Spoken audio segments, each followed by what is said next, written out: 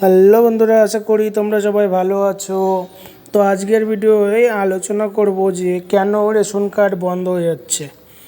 তো পশ্চিমবঙ্গের লক্ষ লক্ষ কার্ড বাতিলের পথে। তো কিভাবে আপনার রেশন কার্ড আপনি সুরক্ষিত রাখবেন, জানুন বিস্তারিত এই ভিডিওটির মাধ্যমে। ভারতবর্ষের সাধারণ মানুষের কাছে রেশন কার্ড শুধুমাত্র একটি পরিচয়পত্র নয়, এটি সাধারণ জীবনের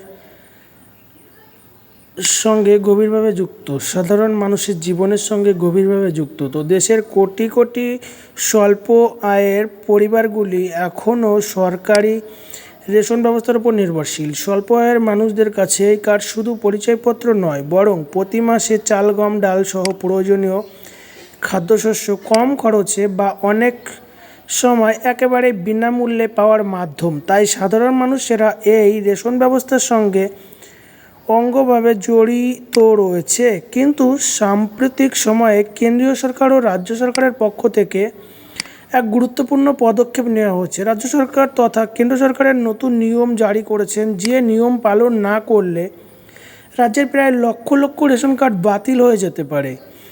তাই আপনার কার্ডটি যদি বাতিল করতে না চান, তাহলে অবশ্যই এই কাজগুলো আপনার মেনে চলতেই হবে। বেশ কয়েকটি নিয়ম রয়েছে তার মধ্যে। এমন কেন্দ্র সরকার থেকে ইতিমধ্যেই কেন্দ্র সরকার লক্ষ্য করেছে যে রাজ্যের দীর্ঘদিন ধরে রেশন ব্যবস্থায় নানা ধরনের অনিয়ম এবং দুর্নীতি হচ্ছিল। তো এর ফলে অনেক ভুয়ো রেশন কার্ড দেখিয়ে অবৈধভাবে রেশন তুলে নিচ্ছিলেন। তো অনেক ক্ষেত্রে দেখা গিয়েছে যে একই ব্যক্তি 2-3টে রেশন কার্ড রয়েছে, আবার অনেক ক্ষেত্রে দেখা গিয়েছে যে মৃত কোনো ব্যক্তির নামেও রেশন তোলা হচ্ছে।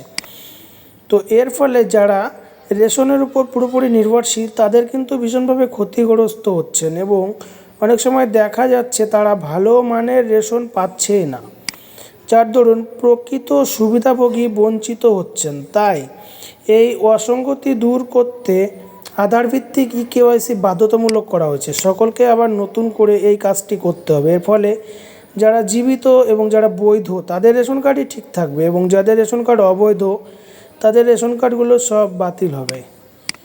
তো আধার নাম্বার লিঙ্ক নেই যে সমস্ত রেশন কার্ড, এই রেশন কার্ডগুলো বাতিল করে দেওয়া হবে। তো ইতিমধ্যে সরকারের তরফ থেকে নির্দিষ্ট সময় বেঁধে দেওয়া হয়েছে,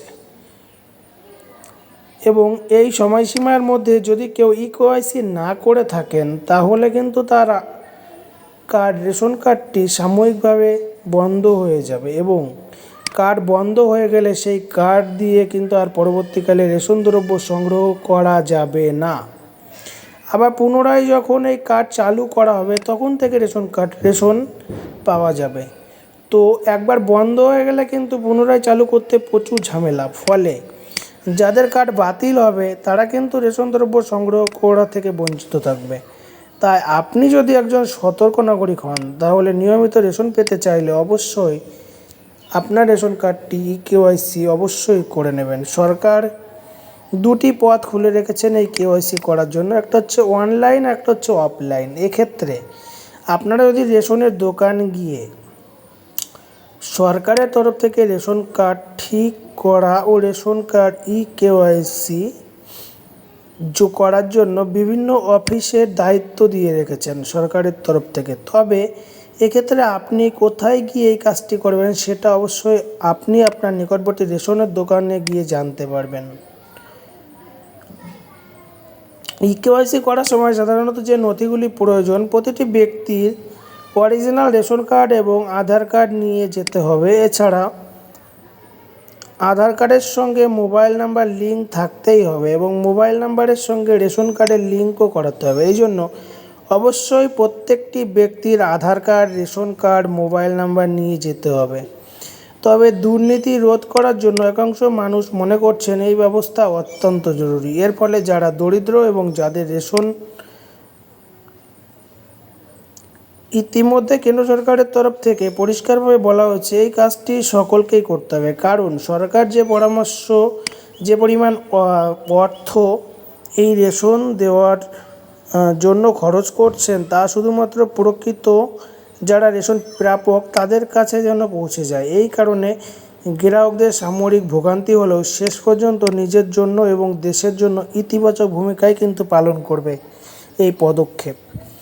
তো রেশন কার্ড সাধারণ মানুষের জীবনের অবিচ্ছেদ্য অংশ, কারণ ভারতে প্রচুর মানুষ এখনও দরিদ্র এবং সাধারণ পরিবারের, তাই রেশন দেওয়া ফলে তার ভীষণ উপকৃত হয়। তো বন্ধুরা, ভিডিওটি যদি তোমাদের ভালো লেগে থাকে তাহলে একটা লাইক করে দাও এবং এই ধরনের বিভিন্ন তথ্য জানবার জন্য চ্যানেলকে সাবস্ক্রাইব করে সঙ্গে থাকো।